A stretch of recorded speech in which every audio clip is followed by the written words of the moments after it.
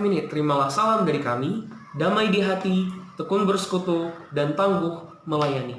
Pembacaan Alkitab pada hari ini kita ambil dari surat Ibrani, pasal yang keempat, ayat yang ke-14 sampai dengan yang ke-16, dengan tema Yesus, Imam Besar Agung.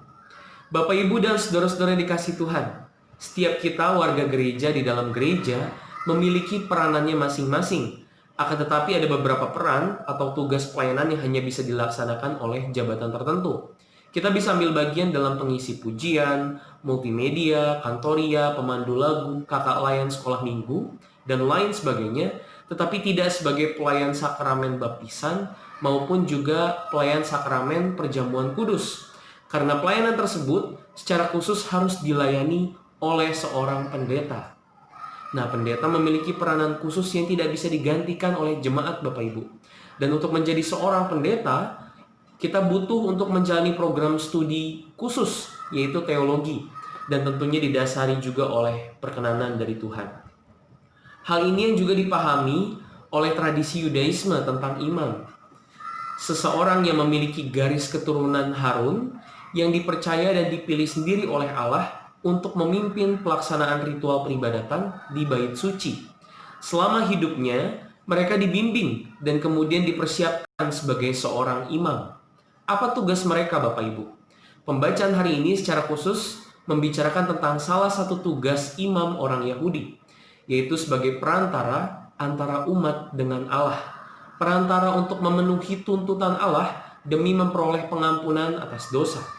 Apa tuntutan yang dimaksud? Persembahan kurban, Bapak Ibu. Artinya bagi setiap umat yang berdosa haruslah mempersembahkan kurban perdamaian bagi Allah demi penghapusan atau pengampunan dosa. Oleh karena dosa, hubungan umat dengan Allah menjadi rusak, dan ritual ini adalah merupakan bagian daripada usaha untuk memperbaiki hubungan yang rusak tersebut. Dan pembacaan kita pada hari ini juga, Bapak Ibu, adalah merupakan salah satu bagian tujuan daripada kehadiran Yesus di tengah-tengah dunia ini, yaitu untuk mendekonstruksikan makna penghayatan tentang kurban perdamaian, serta pemahaman yang baru tentang imam, terkhusus tentang fungsinya sebagai perantara umat kepada Sang Bapa. Yang pertama, sebagai umat kita tidak lagi dibebani dengan persembahan kurban. Bukan soal tidak mau memberikan yang terbaik bagi Allah, akan tetapi tidak semua orang mampu untuk memenuhi persyaratan pelaksanaan upacara tersebut. Yesus telah mengorbankan dirinya sendiri sebagai lambang daripada perdamaian dan penghapusan atas dosa-dosa kita. Kita semua sekarang diajak untuk berfokus terhadap pertobatan dan usaha dalam memperbaiki diri sebagai wujud daripada keseriusan dan penyesalan serta kemauan kita untuk hidup di dalam Tuhan. Kemudian pemahaman yang baru, yang kedua, yaitu adalah dosa tidak lagi dipandang sebagai sesuatu hal yang sepele, Bapak Ibu, yang dinilai mudah ditebus hanya dengan lewat persembahan kurban. Pengorbanan Yesus dalam penderitaannya menjadi tanda bahwa penebusan dosa yang dijalani dilakukan dengan penuh pengorbanan. Tuhan membayar dengan darahnya yang mahal. Bahkan bagi kita bukan saja mahal, tidak ternilai, Bapak Ibu.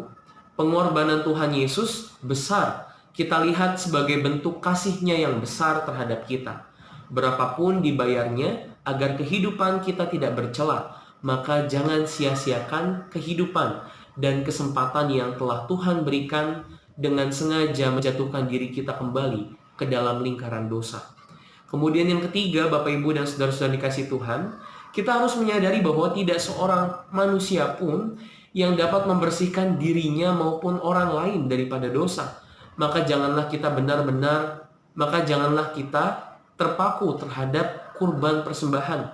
Jangan lagi kita terpaku dengan manusia lain, apalagi terhadap iman yang dianggap tidak bercela sama sekali dan menjadi perantara daripada kurban perdamaian di hadapan Allah. Allah telah menjadi manusia dan telah menghadirkan dirinya sendiri bagi kita di tengah-tengah kehidupan ini. Ia bukan duduk diam dan kemudian menantikan kedatangan persembahan kita, melainkan Tuhan Yesus hadir untuk turut merasakan dan memahami kekurangan kita, berusaha untuk memahami pergumulan kita yang seringkali justru membuat kita terjerumus ke dalam dosa. Dengan sabar Bapak Ibu, Tuhan Yesus membimbing, menuntun, memberikan kesempatan bagi setiap kita untuk memperbaiki diri sehingga menjadi layak di hadapannya.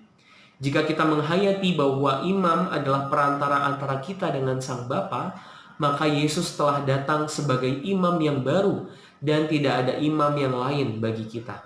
Ia adalah imam yang agung, bukan sekedar perantara, tetapi juga penolong dan pemelihara.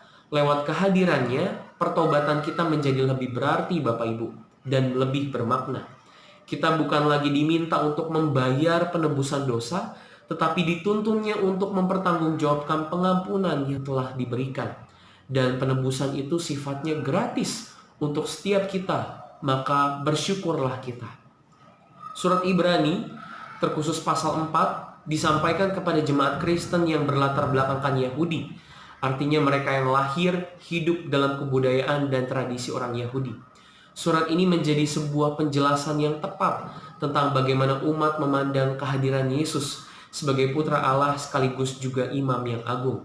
Bagi setiap kita juga disampaikan dengan tujuan yang sama, bahwa setiap kita, kita berdosa, dan dosa tidak dapat ditebus oleh manusia biasa sebagai perantaranya, dan tidak lagi dibayar dengan persembahan korban yang terbaik.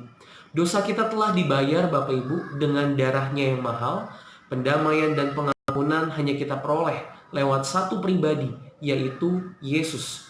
Maka hanya kepada Yesuslah sekarang kita memohon ampun dan bimbingannya, agar kehidupan kita terus-menerus dipelihara dan tidak dibiarkan terus terjebak dalam dosa yang menghancurkan. Tuhan memberkati dan memelihara kehidupan setiap kita. Amin.